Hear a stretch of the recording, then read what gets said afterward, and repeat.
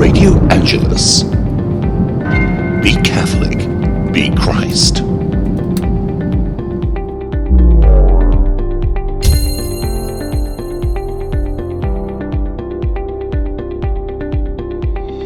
Hello there. My name is Andy Manome, and I'd like to welcome you to this special interview that we have. I have with me a Catholic priest of the Catholic Archdiocese of Accra, Ghana, Reverend Fr Raymond, to take us through something that he has for us. Fr Raymond, you're welcome. Thank you very much. And how are you doing today? Very well.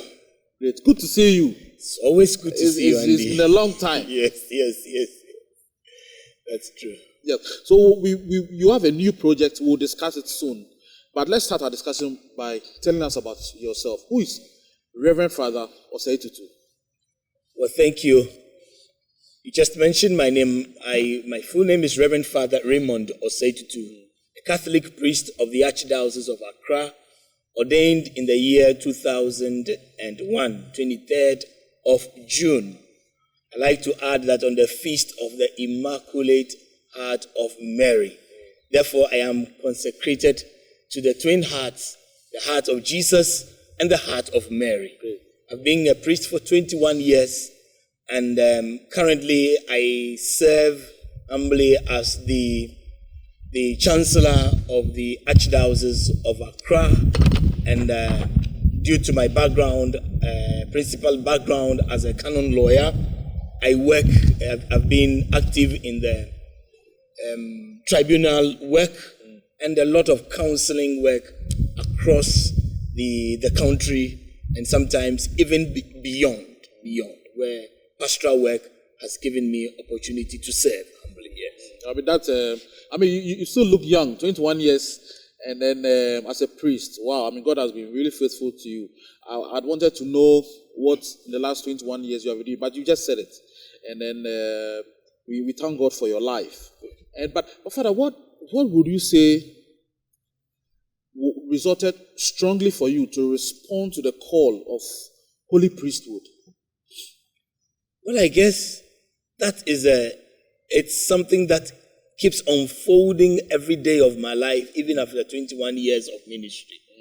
And growing up as a young boy, I always felt that desire in me to serve the Lord in one way or the other. But as I finished my A-levels and trying to go into the university, being an active sportsman, I had opportunities to travel into the world. I had to make a decision, and a decision I've never regretted was to respond to the call to become a Catholic priest. And belonging to a family of 3 children, 2 girls and a boy, the only child, was not an easy decision. But having decided and responded to this call, it has been so fantastic, and every day I get to understand this ministry well. And I've never regretted not having, so to say, a personal family of my own, because the families that I have been privileged to be part of are more than I could have been part of if I were to choose, say, my family of my own. Yes, Father, and I can testify to that. Many people who have encountered you in your ministry as a priest would say that God has blessed you, and God is using you to bless us, and we thank God for your life. Now let's talk about your new project, this book.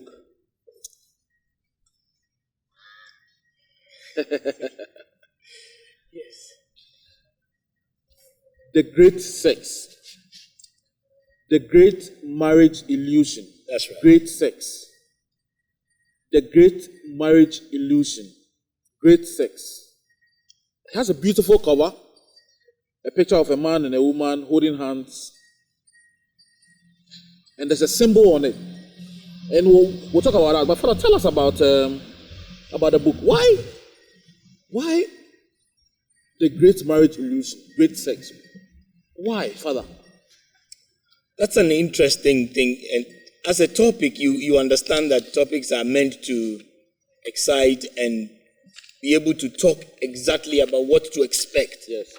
Having, over the years, my experience in counseling has revealed that many people struggle, do everything to get into premarital sex or even extramarital relationship sex. Yes.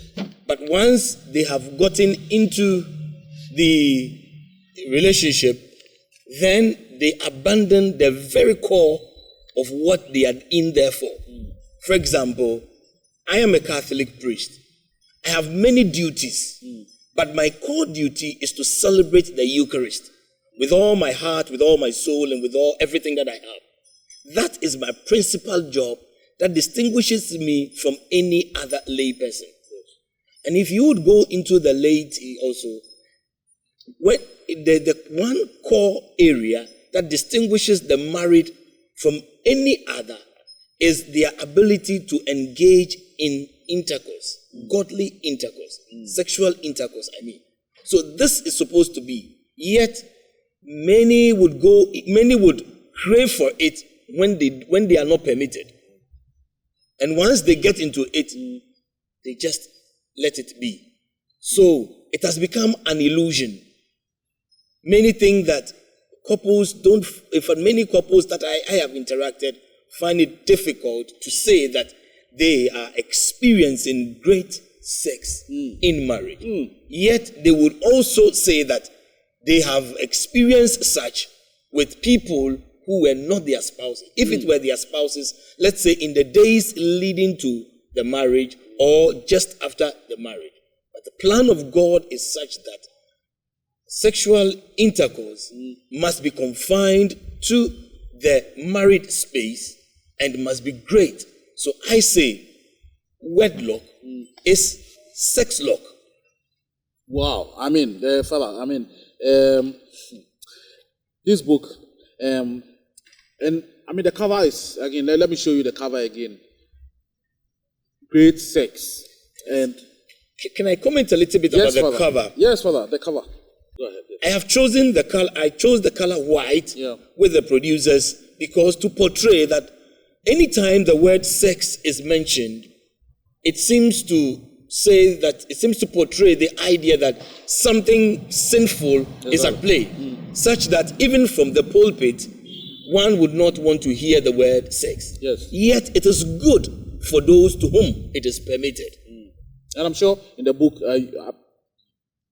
you've stated clearly. Yes. Explain it. Hence, being in a white color is to tell everybody that let discussions on sex be plain and be godly. But Father, there's a question many people ask, non-Catholics ask. Especially about the topic. I mean, the topic is really, really intriguing. The great sex. The great marriage illusion. The great marriage illusion. Great sex.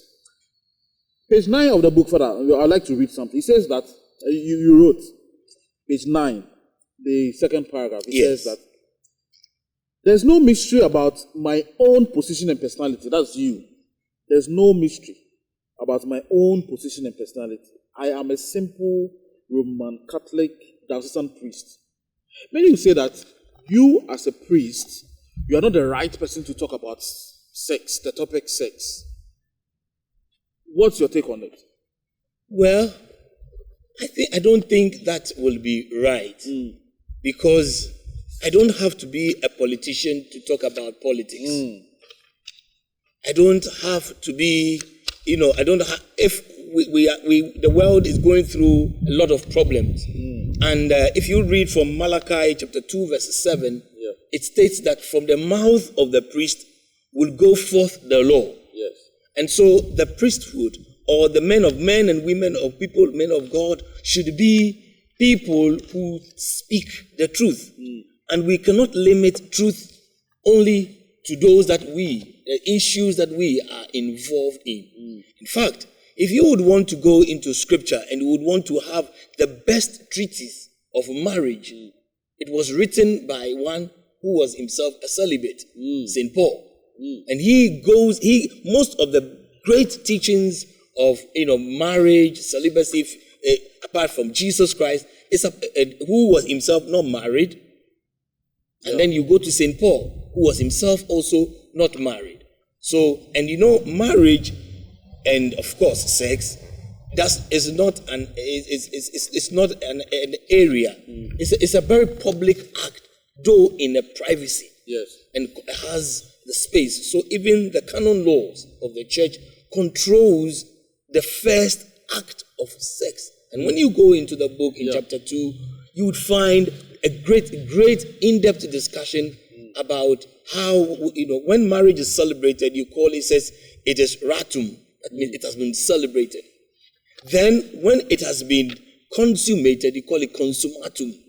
And there are ways by which that such consummation should take place. And canon law states it that it must be in a human fashion. And we are all human. Interesting. So understand. So the church, and there are lots of documents that guide these things. So marriage, and for that matter, sex is not a privy. The discussion of it is not a privy or something that belongs to the married. Yes. Father, interesting. Would you say that your work at the tribunal has also contributed your long years working in solving marriage issues, according to the canon law, if I'm wrong, correct me, has kind of influenced your decision to pencil down some issues that you think that at the basic level, at the entry level, if people should know, it will make marriages work? Indeed, the opportunity to work at the tribunal has been one great blessing that I think my superiors have bestowed on me.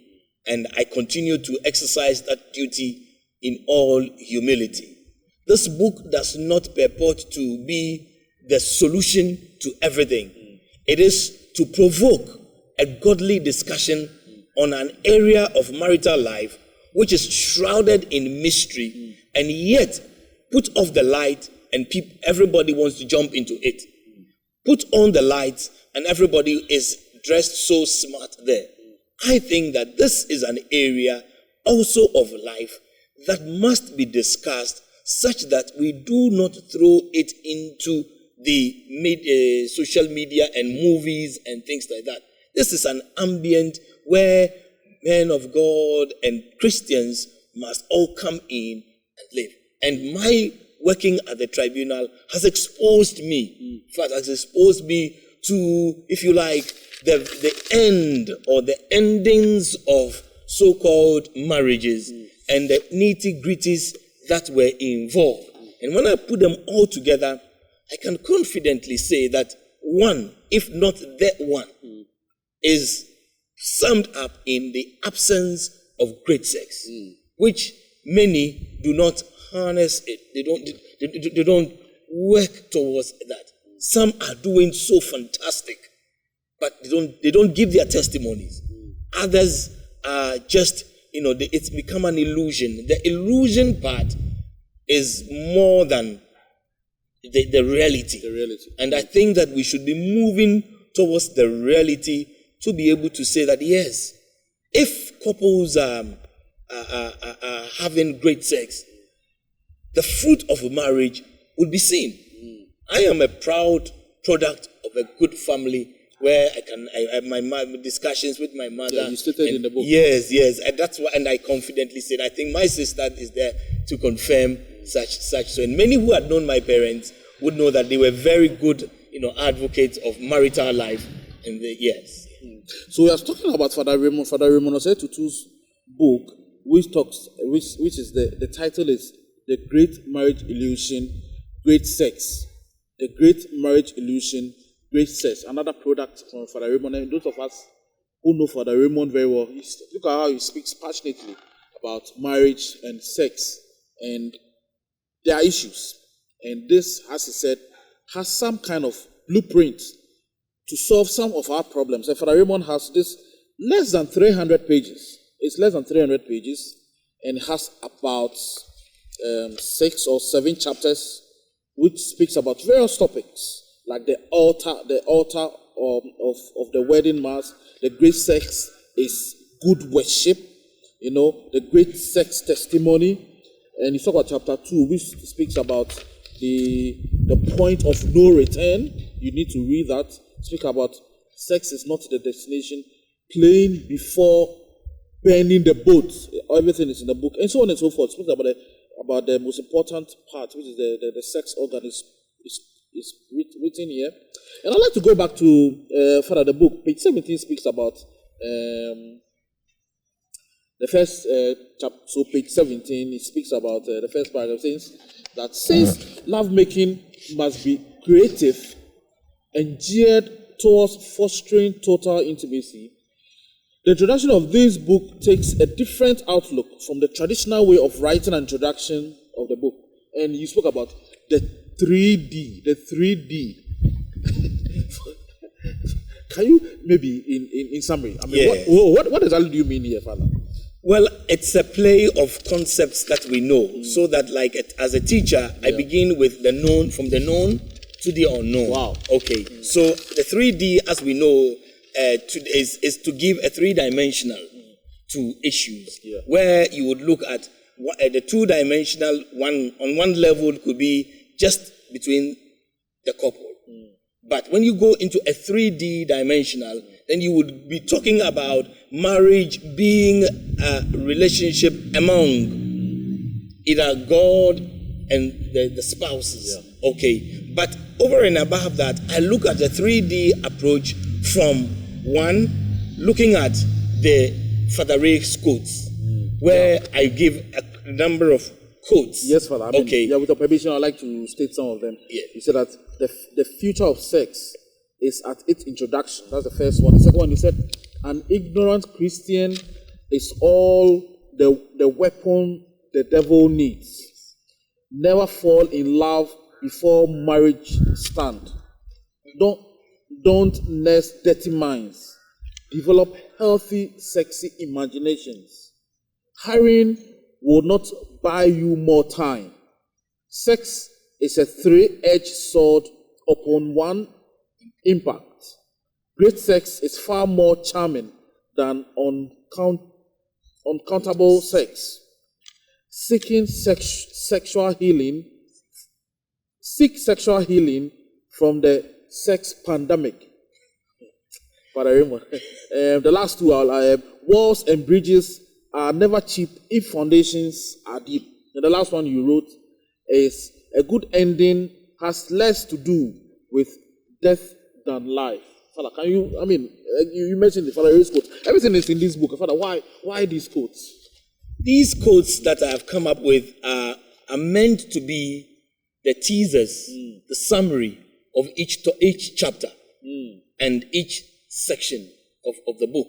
So that if you would say that the future of sex is at its beginning and the future of sex is at its introduction, I'm just dealing with the introduction of the book. Wow. You see, so every one of it, and if you say that a good ending has less to do with death than life, then what here that's the conclusion. And the conclusion is not how you would progress into marriage. It's not just for life here on earth. It is to reflect our relationship with God in one day in heaven. In fact, in heaven we shall be having the greatest intercourse, the greatest relationship, and on earth we are betrothed. We are betrothed to Christ, who is the bridegroom, and we are the bride. And that concept of intimacy, intercourse, will be fulfilled at the end, at the death of it. So when the person gets to read these quotes that I have come up with, you kind of have the glimpse, the concept of what each chapter. So you can go home with you can go about with an adage, with a proverb, with a saying, with some words of wisdom. These are original for me. Friends, if you are just joining us, we are speaking to Reverend Fr Raymond Osetutu. He is a Catholic priest in the Archdiocese of Accra, and is out with a new project, The Great Marriage Illusion, Great Sex. And we will be ending very shortly, Father. We'll be ending very shortly. And I want to tell you that Father brings in the tree part where he comes from, some identical symbols, which is able to, he calls it the sex kente. Yes. It's in the book, and you need to find out. There's a sex symbol that Father put in there. I would have wished Father would explain. But Father, who do you recommend this book to? Who are those who you think that can benefit from this book? This book is meant to be a vademecum for everybody. Vademecum in the sense that it is that which you take along the journey of life. It is meant to be read by all persons. People who many will attempt marriage. Yeah. And those who may not even marry, like myself, are products of marriage. And we must ensure that marriage is kept sacred.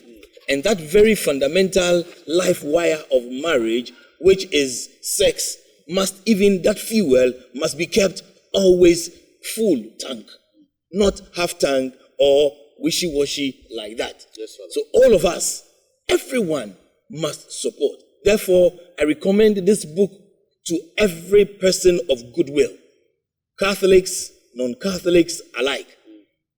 I recommend it particularly to people who are teachers, counselors, such that it will be a reference book. It will be the means by which we will also add on. I recommend it to seminarians who are coming up, such that they will be able to be prepared. I've always said as a priest that anybody who is not a good material for marriage would not be a good material for the priesthood. Yes. For it is just one other side of the same coin, yes, which we are serving. Okay, so I recommend this book. There are lots and lots.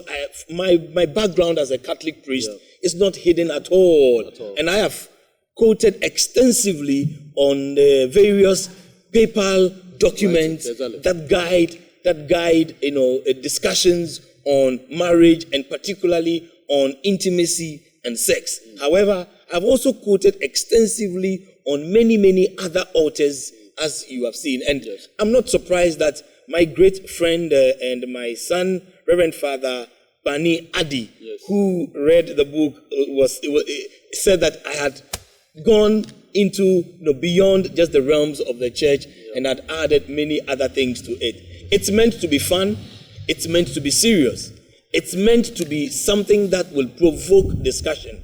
And it's not meant to be just something that, will just be thrown into the system or into the discussion arena. I love also Robert Maonyega, who is coming from the communication point of view. Exactly. So he sees it as something that is a useful tool for the communication. Yes. And then from my own mother and a very admirable person, yeah, Mary Anani Mensah, exactly, she is the great marriage counselor who went through it and sees, I feel that this is a book for everybody. These have encouraged me, 3 persons from the priestly fraternity, from the counseling fraternity, and from the communications point of view. I think that in my own small way, I am contributing to a good reading material for a good and godly discussion on that subject that many would run away from or would say should not be discussed. The Great Marriage Illusion, Great Sex by Reverend Fr Raymond of Setutu. This is a new project that he has. And you can get this book at the Catholic Book Center, or you can come to St. John Fisher Parish in Achimota, and you can, New Achimota, St. John Fisher Parish, New Achimota. You can get a copy. Very soon, they will be in all major bookshops in Ghana. And very soon, we'll tell you, it will be on Amazon as well. He recommends for everybody. We need to win this war. And on that note, Father, I want to thank you for the opportunity given to us. I know you're a very busy person. And stay tuned And Father, we want to say no, we just yes, Father, yes. Thank you very much for joining us. And share this video if you have it. Let other people see. And most important thing, get this book and read. Thank you and bye for now.